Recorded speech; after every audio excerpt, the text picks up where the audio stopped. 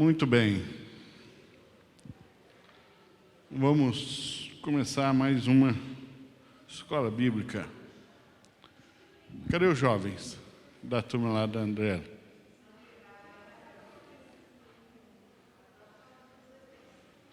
É? Então tá. Muito bem. Então vamos orar? Elson, você pode orar, por gentileza? Pai, muito obrigado, Senhor, por mais um dia, Senhor, na tua presença. Pai, agora, Senhor, eu coloco o pastor Arnaldo na tua presença, Senhor, porque que ele for falar para nós, Senhor, seja o Senhor a falar através dele. Em nome de Jesus. Amém. Hoje é a lição número 13. Inteligência ou sabedoria. Lembra que na semana passada a gente combinou de emendar com a 11 com a 12, porque tratavam praticamente do mesmo assunto, então hoje nós vamos para a 13. E a 13 é um tema muito interessante, inteligência ou sabedoria. Acharam aí? Está em qual página aí? 57 aí da revista. Ok? Então hoje a gente vai começar pelo mesmo caminho que a gente sempre toma aqui. Vamos definir os termos, né? A gente sempre deve começar com uma definição dos termos principais, para a gente estar seguro de pensar a mesma coisa quando falamos as mesmas coisas. Obrigado. Então, nós vamos tentar definir inteligência, sabedoria e algumas palavras que estão nesse universo também, para a gente compreender algumas coisas. Então, antes da gente, hoje nós não vamos começar teologizando, nós vamos começar filosofando. Nós vamos filosofar para depois teologizar, né? Depois fazer as aplicações teológicas para a gente. Então, nós vamos começar tentando definir inteligência. O que é inteligência?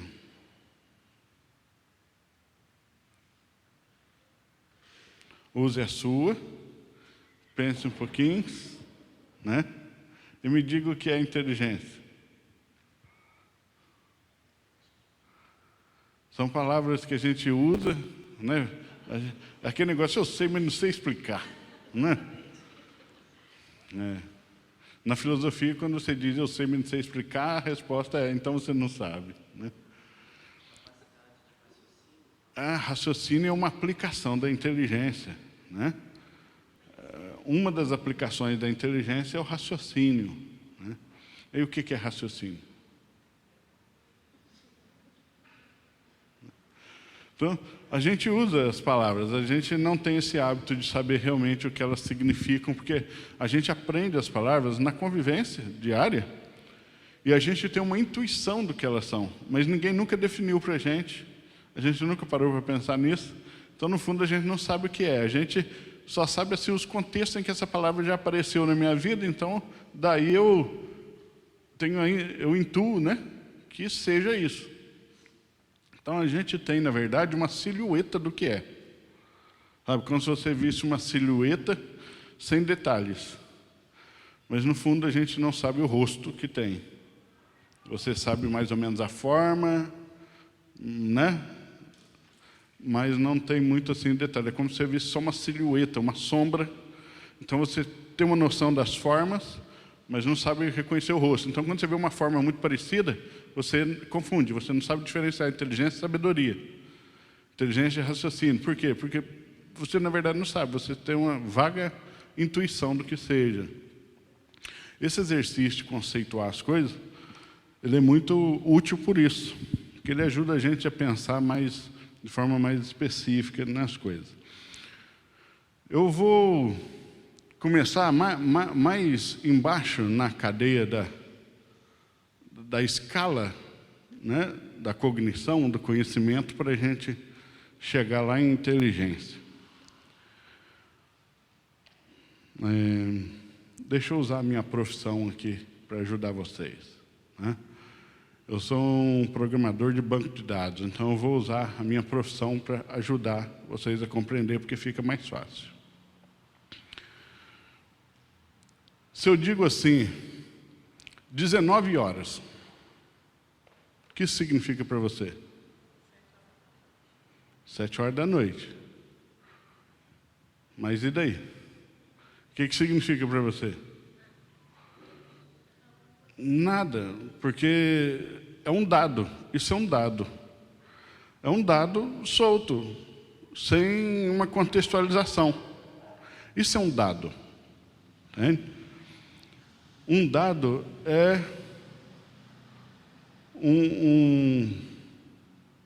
a parte mais fundamental de uma informação.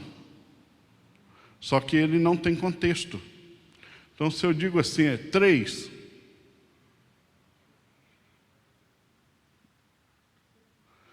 o número 3 sozinho, você sabe o que é 3, mas ele não informa nada, não está informando nada para ninguém, né? Agora, se eu coloco esses 2 dados, 3 e 19 horas, dentro de um contexto, aí eles passam a fazer sentido. Por exemplo, 3 pessoas foram ao culto às 19 horas. Agora, junto com outros dados, dentro de uma coerência lógica, o 3 e 19 horas, que são dados, assim como Igreja Batista Central, nessa frase, né, com a palavra pessoas, 3 pessoas foram ao culto na Igreja Batista Central às 19 horas. Cada uma parte dessa frase é um dado, mas eles sozinhos, eles não informam nada. Juntos, eles se tornam uma informação.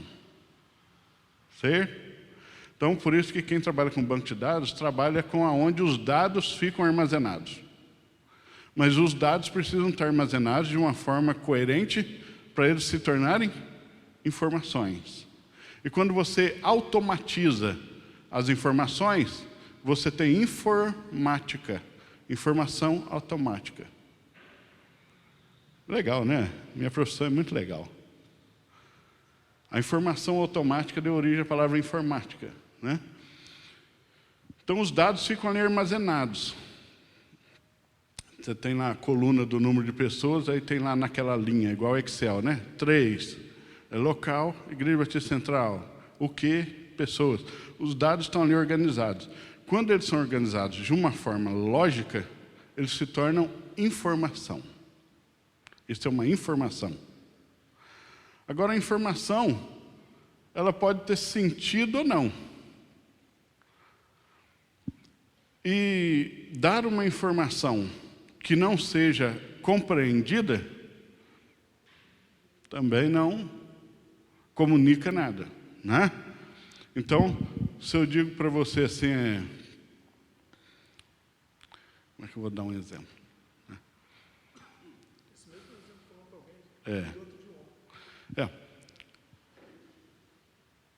Enarken en hologos. Eu te dei uma informação. O que essa informação agregou aí? O que você captou dela? Nada. Por quê? Porque no processo a informação só tem algum valor se a gente consegue interpretá-la. Certo? Se nós não conseguimos interpretar a informação não informa. Ela não está informando nada. Então, no ato de informar, eu careço de raciocínio. O raciocínio é o uso da inteligência para a interpretação lógica das coisas. Isso é raciocínio. Eu estou raciocinando aqui em que lugar essa peça vai. Ou seja, eu estou usando a inteligência num processo de lógica. Logicamente, isso aqui não encaixa aqui. Logicamente, não encaixa aqui. Então, a interpretação lógica das coisas é chamada de Raciocínio. Raciocínio é uma aplicação da inteligência. A inteligência, então, é a capacidade de raciocinar, de pensar, de interpretar informações. Informações não é só a falada, né? Qualquer tipo de informação, que ela pode assumir diversas formas. Certo? É por isso que um chip de computador consegue processar informações muito mais rápido do que você, mas ele é muito menos inteligente. Porque ele não raciocina, você raciocina. Entendeu? Ele faz cálculos, mas ele não consegue intuir, ele não tem toda a inteligência, ele só tem um aspecto lógico ali de cálculos. Agora você tem um conjunto inteiro de informações que são interpretadas pela inteligência, pelo raciocínio, certo? E quando essa informação interpretada pela inteligência é armazenada de forma a eu poder recorrer a ela quando necessário, nós chamamos isso de memória. Memória é você ter a capacidade de recorrer à informação que foi obtida, certo? E quando uma informação memorizada, ela é internalizada na minha maneira de pensar e de raciocinar, aí ela ganha outro nome. Ela não é mais só uma informação. Ela é conhecimento. Hein? Aí é conhecimento. Eu tenho um conhecimento que você não tem. Você tem um conhecimento que eu não tenho. Mas só é conhecimento quando não é uma informação mais solta. É algo que agora está internalizado na sua maneira de pensar e de raciocinar. Entendeu? Isso é conhecimento. E quando nós pegamos todo o nosso conhecimento e todas as informações que temos, fazemos escolhas de como fazer uso de todo esse conhecimento e de toda essa informação. E a capacidade de fazer escolhas adequadas com conhecimento e com a informação é chamada de sabedoria.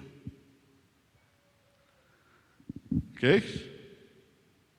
Então você tem o dado, a informação, a memória e o conhecimento, e a inteligência está no processo de aquisição do conhecimento e de averiguação das informações, certo? A inteligência está no processo, na capacidade de fazer com que esse processo seja bem sucedido. Dado, informação, conhecimento, sabedoria.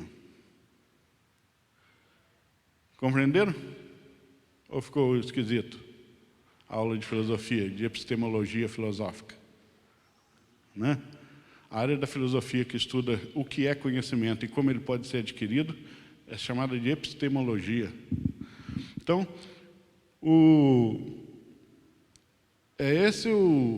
os graus, né, cognitivos do conhecimento.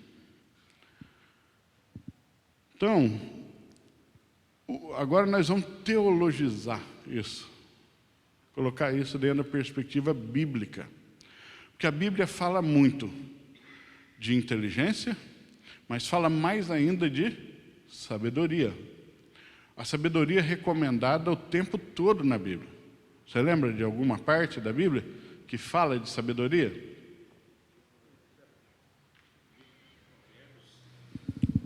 Provérbios fala muito, muito mesmo. Mas você lembra de algum outro texto? Você consegue citar, mesmo sem a referência, algum texto que tem a palavra sabedoria?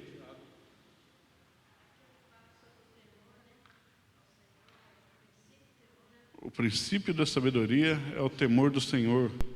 Ok? O que mais? Tiago, né? Quem tem falta de sabedoria, peça a Deus, sem duvidar, né? O que mais? Lembra? Porque a sabedoria deste mundo é loucura, né? Mas a sabedoria de Deus é outra, é diferente. Então, a sabedoria, ela é recomendada como algo, na verdade, a coisa mais valiosa que o ser humano pode ter depois da própria pessoa de Cristo. É a sabedoria. O livro de Provérbios fala para você chamar a sabedoria de sua irmã, né? Chama a sua irmã, tenha sempre perto de ti. Então, a sabedoria é muito recomendada. E o contrário da sabedoria é o quê? Tolice, ou estultícia, né? Porque a estultícia é o uso da inteligência. O estulto, ele é inteligente, mas ele não é sábio. Tá? É a necessidade, o nécio. O nécio é aquele que carece de sabedoria. Então, vamos supor assim, ó. Você trabalha num banco com um colega de trabalho. Vocês dois têm informações que outras pessoas não têm. Informações sobre horários, sobre senhas, sobre acessos do cofre do banco. São informações. Vocês têm essas informações. Todos os dois são muito inteligentes. Um decide usar essas informações para entrar lá de noite e pegar uma parte do dinheiro. O outro decide usar essas informações para proteger o dinheiro. Entende? Qual dos dois é mais inteligente? Nenhum dos dois. Os dois são inteligentes igualmente. Porque inteligência é só a capacidade de raciocinar. O que está pensando em roubar pode ser até mais inteligente. Só que um é sábio e o outro é nécio. Entende?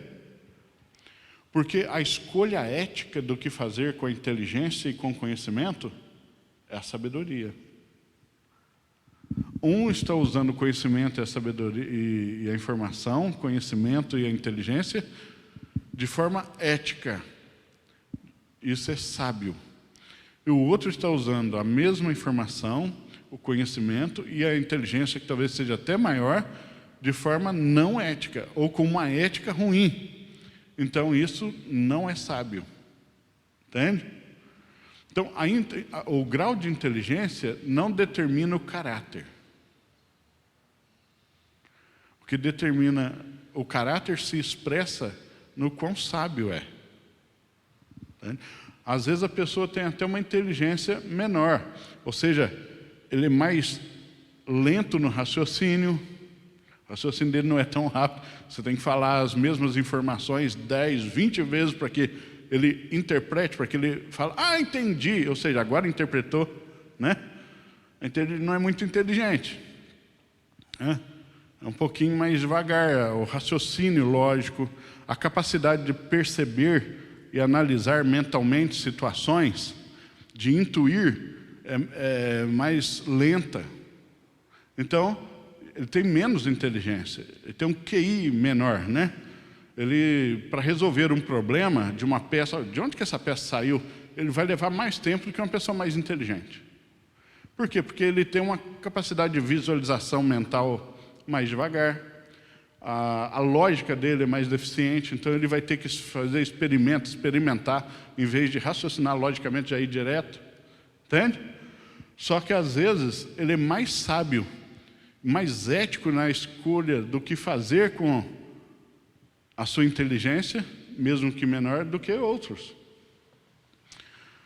Os maiores corruptos e os maiores ladrões do mundo não são pessoas burras, são pessoas extremamente inteligentes. Porque exige-se muita inteligência para ser um corrupto bem-sucedido. Entende? Mas isso não tem a ver com sabedoria. Sabedoria é o uso ético do conhecimento, da informação e da inteligência. Entenderam? Entenderam isso? Então, não confunda inteligência com sabedoria. Inteligência é uma capacidade cognitiva, uma capacidade mental, que alguns têm maior do que outros. Sabedoria é o uso ético disso. Então, às vezes, uma pessoa é sábio, mas não necessariamente muito inteligente.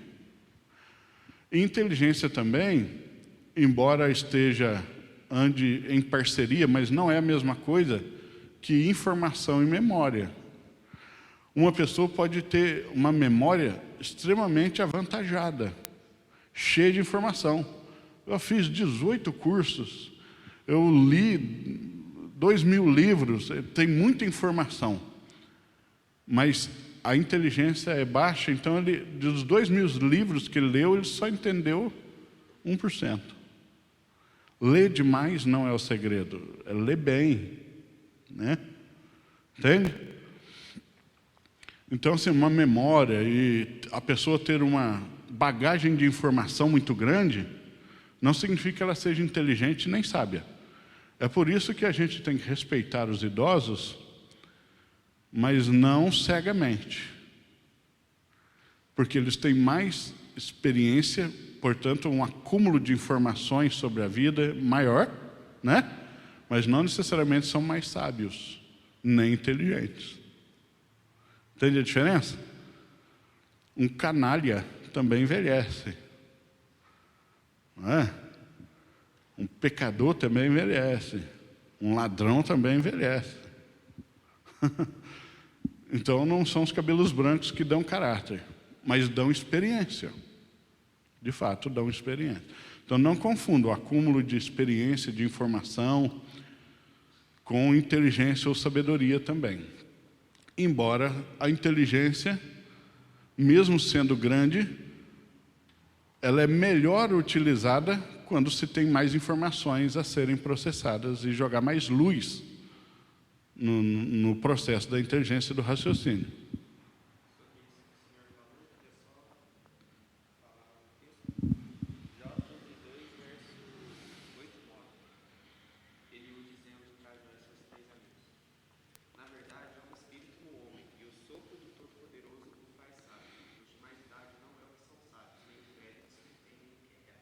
Exatamente, é o que eu estou dizendo aqui.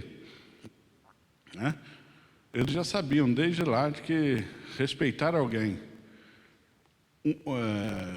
por ser idoso, por respeito à sua idade e às limitações que a idade traz, é mandamento, inclusive. Agora, se submeter à opinião ou à fala de um idoso só porque foi um idoso que falou, não é sábio. Entende? Então, nem sempre. Agora, nesse processo que eu falei para vocês, você tem o dado, a informação, o conhecimento e a sabedoria, né? E a inteligência está no processo. Quando a Bíblia fala dessas coisas, o ímpio é capaz de seguir e segue também toda essa cadeia de construção do conhecimento, certo? Só que quando você chega nas coisas espirituais, porque quando você quer chegar na sabedoria, você não tem um elemento puramente técnico e lógico. Você tem também um elemento ético, de valores, da escolha. Então, até o conhecimento o ímpio consegue chegar, não consegue? Se ele tiver acesso aos mesmos dados, à mesma informação, e tiver uma inteligência, ele vai chegar ao conhecimento. Mas o ímpio, ele não é capaz de chegar a alguns tipos de conhecimento, porque a inteligência humana não é capaz de interpretar todo tipo de informação. Foi o que a Andréia falou aqui, na fala dela. O que a Andréia falou na fala dela? Sem o Espírito Santo, as pessoas não conseguem o quê? entender a Páscoa. Em outras palavras, para usar os meus termos, ela está dizendo o seguinte: sem os termos teológicos seriam esses: sem a iluminação do Espírito Santo. A iluminação do Espírito Santo é a ação do Espírito Santo na inteligência e no raciocínio humano, capacitando ele a compreender assuntos que são de natureza espiritual e não meramente científicos ou comuns. Então, sem a iluminação do Espírito Santo, o homem natural, como a Bíblia chama o ímpio, é incapaz de conhecer as coisas de Deus. Sim. Portanto, a inteligência sozinha não é capaz de levar alguém ao conhecimento de Deus. Ela é insuficiente. Entende? Ela é útil, mas ela não é suficiente para fazer com que alguém conheça Deus só por ser inteligente. Ela favorece, né? Mas ela não é suficiente. Por quê? Porque o homem ímpio pode ser muito inteligente, mas a inteligência sozinha não interpreta assuntos espirituais exatamente como interpreta assuntos naturais.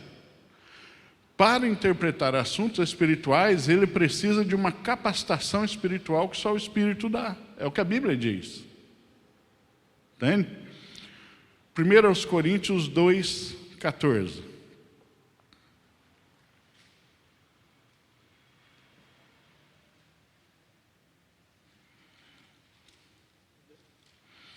Um segundinho. 1 Coríntios 2:14. O que diz aí? Ora, o homem natural não compreende as coisas do Espírito de Deus, pois lhe parecem loucura, e não pode entendê-las, porque elas se discernem espiritualmente. Aí. Veja só, Paulo, que era muito inteligente e também muito sábio, por causa do Espírito Santo e da sua graça, né, dizia o seguinte: o homem natural, o que é o homem natural? É o homem sem o Espírito de Deus, o incrédulo, o ímpio. Tá? O ímpio, o homem natural, não compreende as coisas de Deus.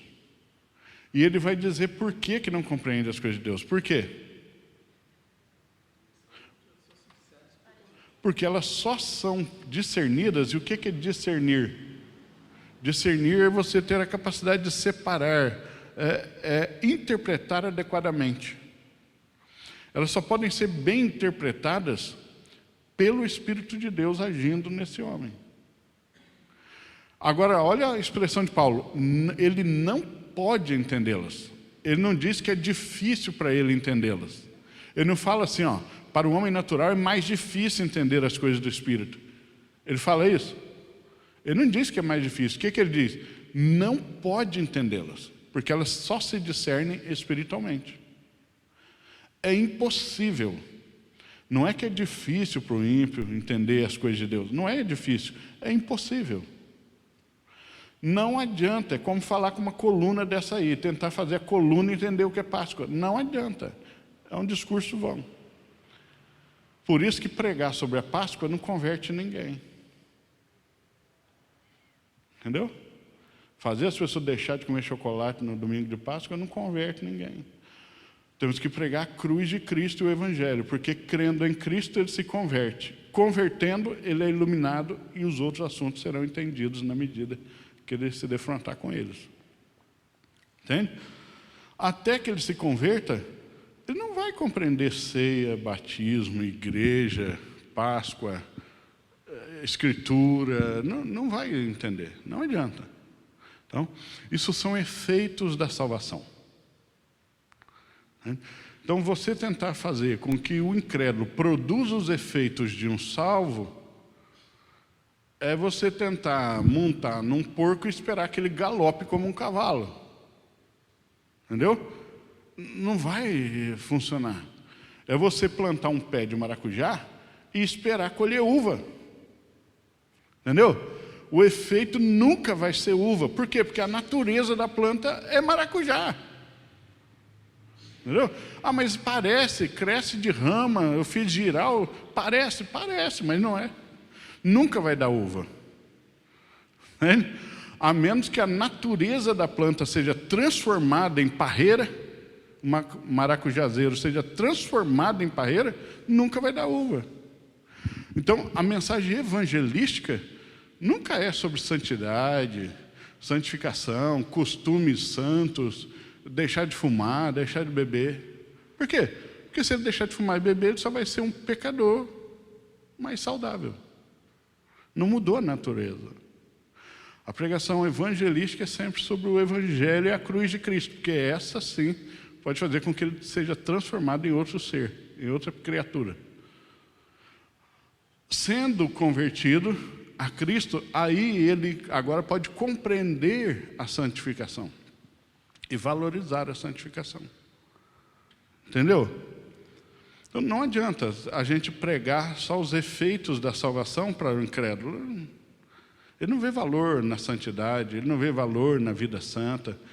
Você pegar alguém que tem uma família toda destruída, um casamento à míngua, e falar, não, você precisa ir para a igreja para o seu casamento vingar, para o seu casamento melhorar. Você está pregando tudo errado. Aí ele vem para a igreja, o casamento melhora. E sabe o que ele pensa? Ele pensa que quem arranjou o casamento dele foi ele mesmo, porque ele fez a escolha certa vindo para a igreja. Não mudou a natureza de nenhum dos dois. Na próxima briga, eles separam de novo.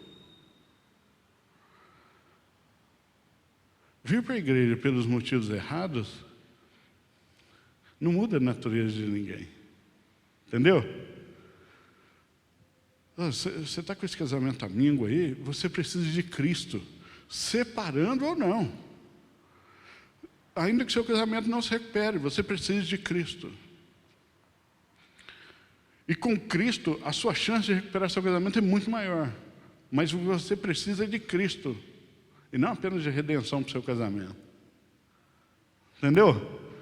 Porque a menos que a natureza mude, tentar dar a ele um efeito de salvação, sem que a natureza mude, é simplesmente tentar fazer um enxerto de parreira no maracujazeiro. E não existe enxertos em termos de espiritualidade. Entende? Ou ele vai se tornar aquele crente, o pior tipo de crente que existe.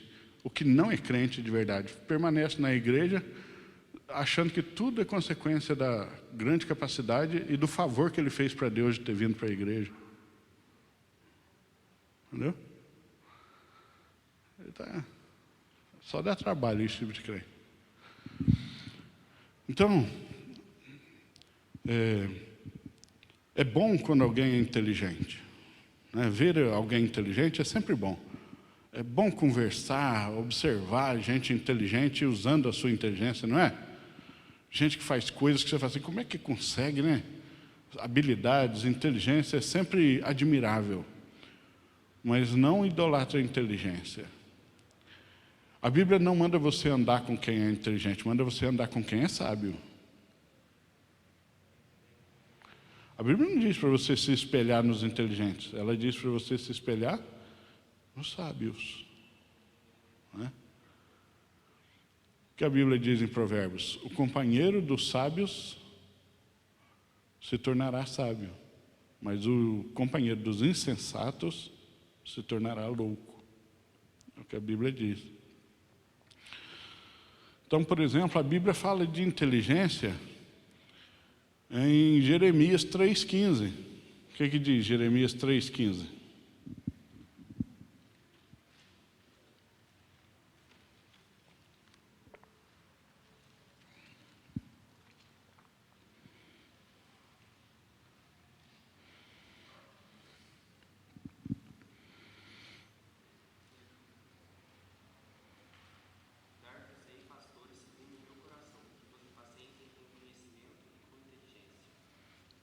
Sim.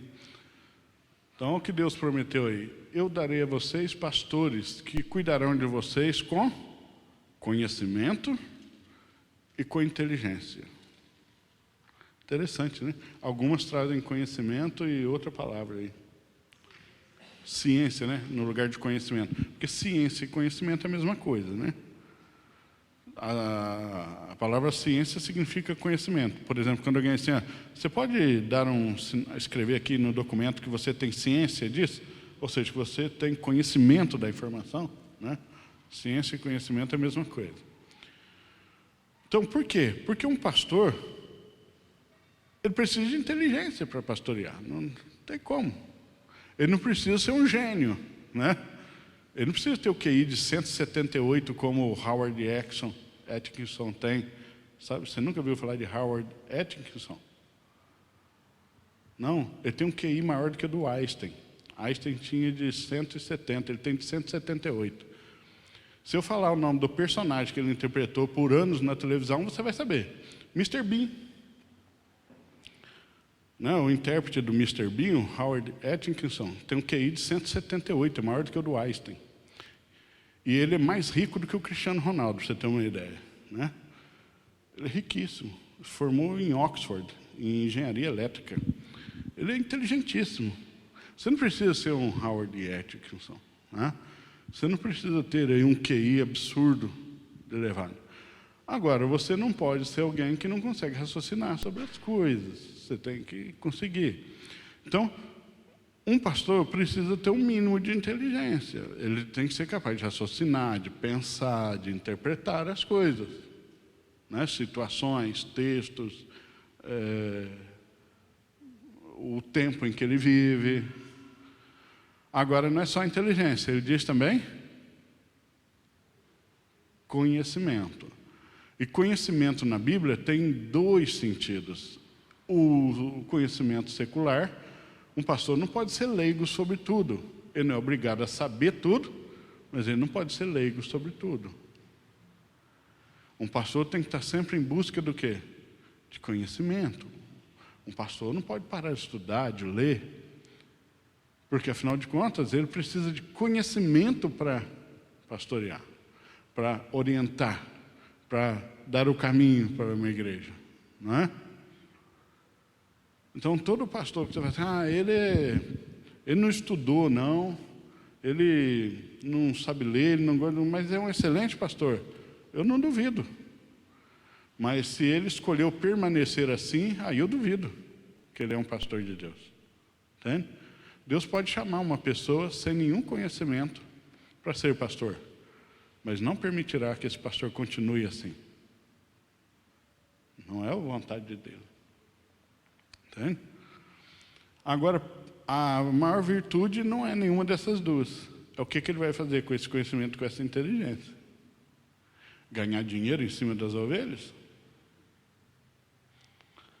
Quem ganha dinheiro em cima das ovelhas é burro? Não, não é, é inteligente. Mas não é sabedoria. Então, agora a palavra conhecimento na Bíblia também carrega outro sentido, que é aquele de conhecer intimamente. Como eu sempre falo, né? A Bíblia usa a palavra conhecer como sinônimo de intimidade. Até como sinônimo de relação sexual. Vocês já viram isso? E Adão conheceu a Eva e ela concebeu e teve um filho. Abraão conheceu a Sara e ela concebeu. Entende? A Bíblia usa conhecer nesse sentido. Por quê? Porque, de certa forma, é um tipo de conhecimento. Conheceu a intimidade. Não deixa de ser. Então, quando diz que os pastores apacentarão com inteligência e conhecimento, não é só com inteligência e conhecimento secular, conhecimento teológico. É também com uma relação íntima com Deus, servindo de exemplo. Também carrega isso. Então, mas não é só os pastores, eu só dei um exemplo do uso da palavra. Então, a inteligência é algo bom. É algo, às vezes, necessário, né? Muitas vezes necessário. Mas a pérola de grande valor é a sabedoria. E a sabedoria, aos olhos de Deus, é você usar de forma ética e bíblica todo o conhecimento e toda a informação que Ele lhe permitiu obter. Entende? Isso é a sabedoria aos olhos de Deus. Então, o sábio não é aquele que ficou rico, o sábio não é necessariamente aquele que fala melhor, aquele que conhece mais. O sábio é aquele que usa de forma ética e bíblica todo o conhecimento e informação que Deus lhe permitiu ter e que valoriza a informação e o conhecimento como presente de Deus. Esse é o sábio. Né? Esse é o sábio. Okay? É assim que vocês entendiam essas palavras? Sabedoria, inteligência, raciocínio, informação. É assim ou não? Agora, se alguém perguntar o que é inteligência, o que você vai dizer?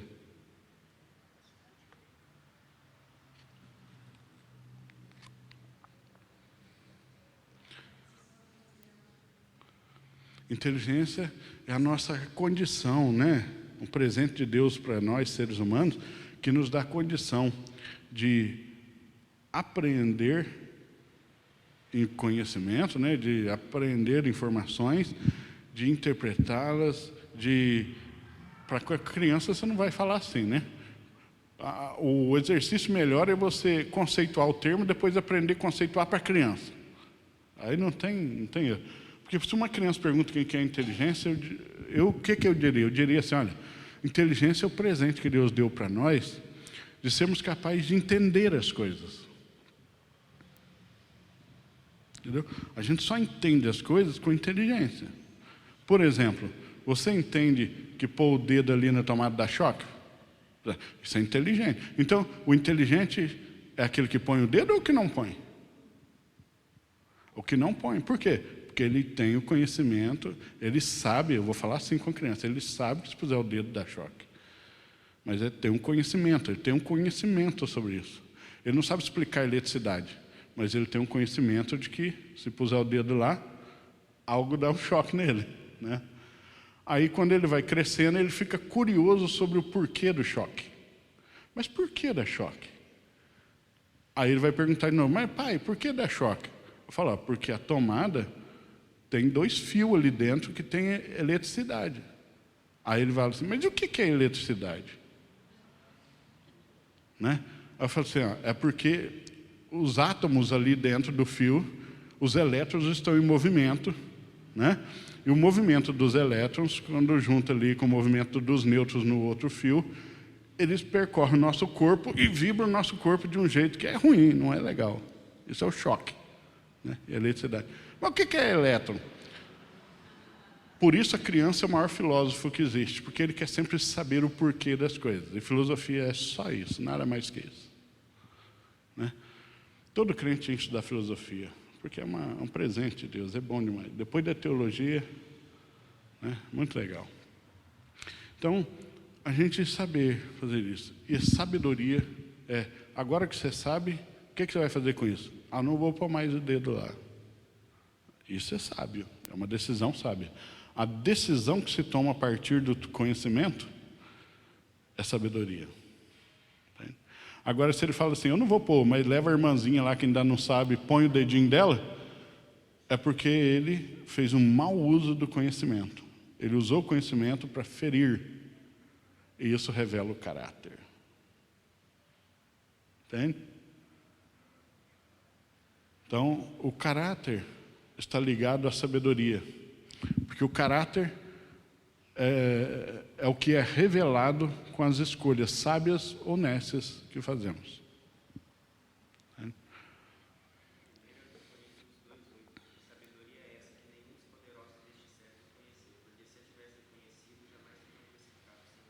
Exatamente. E qual é a sabedoria? O que ele está chamando de sabedoria aí? 1 Coríntios 2,8 que ele leu. Sabedoria é essa que os poderosos desse mundo não conheceram, porque se tivessem conhecido, não teriam crucificado o Senhor da glória. Ele está falando do Evangelho da salvação. O Evangelho da salvação é uma sabedoria de Deus, é a sabedoria de Deus.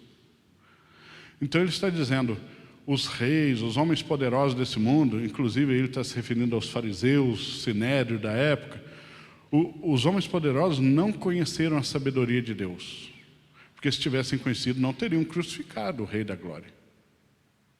Aí que ele vem no 9 com a citação do verso que o Wander pregou. Porque está escrito, nem olhos viram, nem ouvidos ouviram, nem jamais penetrou em coração humano o que Deus tem preparado para aqueles que o amam. Então, o que é que Paulo está dizendo que nem olhos viram, nem ouvidos ouviram, nem jamais penetrou em coração humano? A sabedoria de Deus. E a sabedoria de Deus é o evangelho da salvação. Ele está dizendo porque os homens, naturalmente, nunca conheceram esse evangelho da salvação pela graça. Aí o 10. Ninguém pode pregar sobre o 9 sem citar o 10. Porque a primeira frase do 10 é absurdamente iluminadora para o verso 9. O que é que ele diz? Mas nos foi revelado pelo Espírito. Então, quando alguém prega que nem olhos viram, nem ouvidos ouviram, nem jamais penetrou em coração humano, o que Deus tem preparado para aqueles que o amam, como se fosse algo no futuro, o céu, está errado. Porque Paulo diz em seguida, mas o Espírito nos revelou. Então, tem gente que já viu, tem gente que já ouviu, tem coração que já sabe. Revelado pelo Espírito. Não é? Entendeu? Ele está falando da salvação pela graça no Evangelho. Você é salvo pela graça, pela fé em Jesus? Então já penetrou no seu coração, nos seus ouvidos e aos seus olhos. O verso 9 não é uma expectativa escatológica, futurística. Ele está citando um texto do Antigo Testamento, não está? Lá, sim, eles não entendiam a salvação pela graça. Quando foi falado? Ele está dizendo exatamente isso. Isso se cumpriu, porque nos foi revelado pelo Espírito. Entendeu? Não é algo do futuro. Está falando do céu. Quando a gente chegar no céu, nós vamos ver coisas que nem olhos viram. Não é disso que ele está falando aí. Nesse texto, não. Nesse texto, ele está falando da sabedoria de Deus. Você tem que ler o texto todo. A sabedoria de Deus, que os poderosos desse mundo não conheceram, porque se tivesse conhecido, não crucificariam o Rei da Glória. Porque está escrito que ninguém jamais viu, nem ouviu, Mas Deus nos revelou essa sabedoria pelo Espírito. Entendeu? Então, já revelou a alguns. A quem? A igreja, porque ele fala, nos revelou. A Paulo e aqueles que estão lendo, uma igreja. A igreja conhece, a igreja verdadeira conhece. Aquilo que nem olhos viram, nem ouvidos ouviram, nem jamais tinha penetrado em coração humano na antiga aliança. Nós conhecemos. Entende? Isaías daria um braço para estar no seu lugar, quando ele escreveu aquilo. Ele foi salvo, mas eles desconheciam toda a plenitude do Evangelho da graça que veio com Jesus. Entendeu?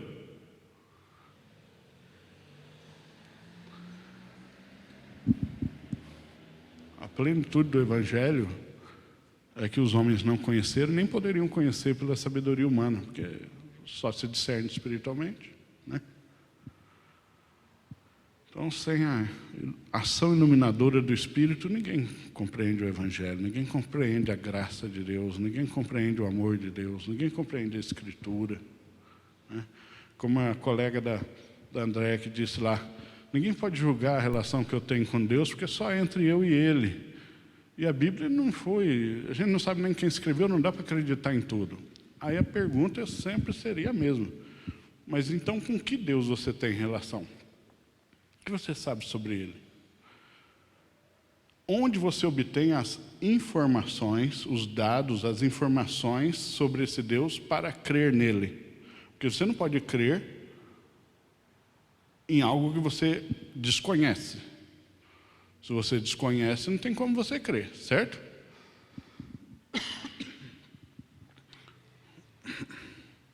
Você não tem como ter nem opinião se gosta ou não, se confia ou não, sobre uma coisa que você nunca ouviu falar, que você desconhece. Por isso que Paulo disse, como crerão se não há quem pregue? E como, né? Se você nunca ouviu falar, você não tem como crer. O que você acha do Sentinela, o super-herói Sentinela? Você gosta ou não? Por que você não conhece? Então ele não tem como emitir uma opinião, ele não tem como fazer um juízo, ele não tem como saber se gosta ou não. É a mesma coisa, se eu falo de um Deus que você desconhece, você não tem como crer ou não. Você só pode crer à medida que você tem alguma informação. Entende? não tem como você emitir um juízo, seja de crença, seja de valor, sobre algo que você não conhece. Esse é um problema da nossa geração, dar opinião sobre tudo, mesmo desconhecendo, né? Mesmo não sabendo nada sobre o assunto. Esse é um problema das redes sociais. Todo mundo dá opinião sobre tudo, mesmo sem conhecer, saber do que está falando. Então, se ela diz, eu tenho uma relação com Deus, mas eu não creio na Bíblia, eu quero saber de onde vêm as informações sobre esse Deus com o qual ela se relaciona. Onde é que ela conheceu esse Deus, se não é na Bíblia? Entende? Então, esse é um Deus que ela criou para ela. Ou que o Google ofereceu para ela, ou que a tradição ofereceu para ela, ou que simplesmente ela falou, eu acho que Deus é assim, é com esse Deus que eu vou me relacionar. Então, um Deus criado pela mente dela. A Bíblia é a única fonte segura de você saber quem é Deus. Porque se você está crendo num Deus que não é exatamente o Deus que a Bíblia diz, esse Deus foi você que inventou. Entendeu isso? Você inventou um Deus para crer. Eu não duvido que você creia nele. Só duvido que você vá para o céu, porque um Deus inventado não leva você para o céu, nem salva você, nem muda a sua natureza. Só o Deus verdadeiro que se revelou pela Bíblia. Então, sem crer na Escritura, ninguém crê em Deus. Ou crê num Deus inventado, seja por ele mesmo, ou pela cultura, ou pela tradição, ou pelos pais dele, entendeu? Eu creio nesse Deus porque foi assim que meu pai me ensinou. Então ele está crendo num Deus que os pais dele criaram. Porque se os pais dele tivessem falado de o Deus da Bíblia, ele teria crido na Bíblia. Entendeu? E assim por diante. Se você parar na rua e perguntar se crê em Deus, todo mundo vai dizer que crê. Mas em qual Deus eles creem? No Deus da tradição. Nesse aí que diz que no final todo mundo é bom, né? Depois que morre, todo mundo vai para o céu, que todo mundo é filho de Deus, é o Deus da tradição, Deus da cultura. Esse Deus não existe. Ele é um ídolo. Então, a Bíblia é justamente Deus falando, aqui estão as informações que todo ser humano precisa para saber quem eu sou e como eu salvo. Entendeu? Isso é a Bíblia. É o banco de dados de Deus, onde você tem todos os dados, todas as informações suficientes para saber quem Ele é. E sabendo quem Ele é, ou crer nele ou não. Mas se crer, tem que crer no Deus que diz que é.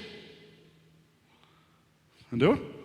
Senão você está inventando um Deus. Vocês entenderam isso? A lógica? Senão não tem sentido nenhum. Sem a Bíblia, cada um de nós estaria crendo num Deus diferente. Entendeu? Por que o Deus do povo indígena, que é os indígenas mais isolados, que ainda não têm Bíblia, é diferente do Deus dos povos tradicionais da Nova Guiné, que é diferente dos deuses dos incas, que é diferente dos deuses dos maias, que é diferente dos deuses dos egípcios antigos, que é diferente dos deuses dos muçulmanos, que é diferente do deus dos hindus, que tem mais de 4 milhões de deuses no hinduísmo. Por que é tudo diferente? Nenhum deles são iguais. Porque cada um inventa o seu Deus. Entendeu? Os gregos inventaram os deuses deles, os romanos os deles, os bárbaros os deles, os nórdicos os deles, os povos primitivos da América do Norte, né? Os apaches, os indígenas nativos da América do Norte inventaram os deles, os nativos da América do Sul inventaram os deles, os incas tinham os deles. Nenhum deus desses são iguais. Porque cada povo, cada povo cria o seu Deus. E é difícil você esperar que dois povos que nunca se encontraram criem deuses e vão ser idênticos. Nunca vai acontecer. Entendeu? A menos que uma cultura influencie na outra. Como Roma. Roma foi influenciada pela Grécia, então os deuses romanos são só os gregos com outros nomes. Porque é a mesma religião. Agora, o cristianismo não esperou você criar um Deus. Deus chegou e falou assim, gente, escreve aí quem eu sou. E deu para você. Então, sem a Bíblia, você é só mais alguém ou algum povo criando o seu próprio Deus. É um idólatra. Até o ateu que fala assim, eu não creio em Deus nenhum, porque todas as religiões aí já mostraram defeito, e é verdade. Então, eu não creio em Deus nenhum. No fundo, ele tem crença de que ele é capaz de conduzir sua vida sabiamente, sem a presença de um Deus. Então, ele crê nele, ele se idolatra. Então, não existe coração humano que não creia em algo ou que não adore algo. Mesmo que seja a si mesmo, todo coração humano adora algo. E crê, coloca a sua esperança em algo. O ateu coloca nele mesmo, nas suas próprias decisões. Na sua própria justiça. Entenderam? Agora, Deus não esperou você inventar nenhum. Ele falou assim, aqui, ó, esse sou eu. Aqui está tudo que você precisa saber sobre mim para crer em mim exatamente como eu espero. E se você crê de outra maneira, você então está inventando um Deus para crer. Certo? O importante não é ser discípulo de Jesus.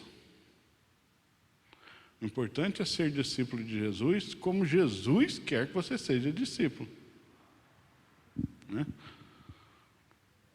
Se você quer seguir a Jesus do seu jeito, não é Jesus que você quer seguir a você mesmo. Porque os discípulos de Jesus são aqueles que seguem Jesus nos moldes de Jesus, do jeito que Jesus estabeleceu para ser seguido. Não é discípulo. É membro de igreja? É membro de igreja. Pode ser pastor? Pode ser pastor. Pode ser até papa. Só não pode ser discípulo de Jesus. E Jesus não abre mão. Assim, ou é do meu jeito, ou não tem conversa. Né? E alguma pessoa que pensa assim, nossa, mas esse Deus que você está pregando aí parece meio desaforado, tem que ser tudo do jeito dele? Sim, tem que ser tudo do jeito dele. Isso é ser Deus. E isso é ser Deus, não é ser só um chefe. É ser Deus, tem que ser tudo do jeito dele. Isso é que é ser Deus. A menos que você não queira crer num Deus, você queira crer num espantalho de posto, que fica sempre sorrindo e abanando para tudo que você faz. É um Deus criado. Deus da Bíblia não é esse que abre mão da divindade dele e da soberania dele, não. Ele tem que ser do meu jeito. E o jeito dele é bom e amoroso. Ainda bem. É bom e amoroso, mas é do jeito dele. Bem, vamos orar?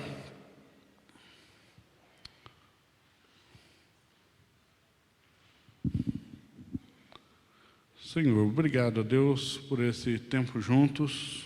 Obrigado, Senhor Deus, pela bênção do Senhor sobre nós, seres humanos, nos abençoando, nos criando com inteligência, com capacidade de raciocínio, a capacidade de memorização, a capacidade, ó Deus, de julgamento. E nós te agradecemos por isso. E o que nós suplicamos hoje, nesta manhã, Senhor Deus, é que nós aprendamos agora que estamos no Senhor pela fé, que a Tua misericórdia nos ajude a sermos sábios. Não queremos ser os mais inteligentes ou os mais conhecedores, mas queremos ser sábios. Sábios, ó Deus, para fazer uso adequado, ético, santo, de tudo que o Senhor tem nos dado, seja de bens em patrimônio, seja nas nossas escolhas, no nosso conhecimento, nas nossas informações, nos nossos juízos, em tudo, ó Deus, sejamos sábios. Porque o Senhor é a própria sabedoria. Então, ó Deus, quando somos sábios, apontamos para o Senhor e refletimos a Tua luz. Mas quando somos nécios, somos estultos, nós ofendemos, ó Deus, a graça do Senhor e a bênção do Senhor. Tem misericórdia, Deus, perdoa os nossos pecados nesse sentido e ajuda-nos a gente a desenvolver uma mente santa, uma sabedoria que seja do alto e não aqui da terra. Em nome e por amor de Jesus. Amém.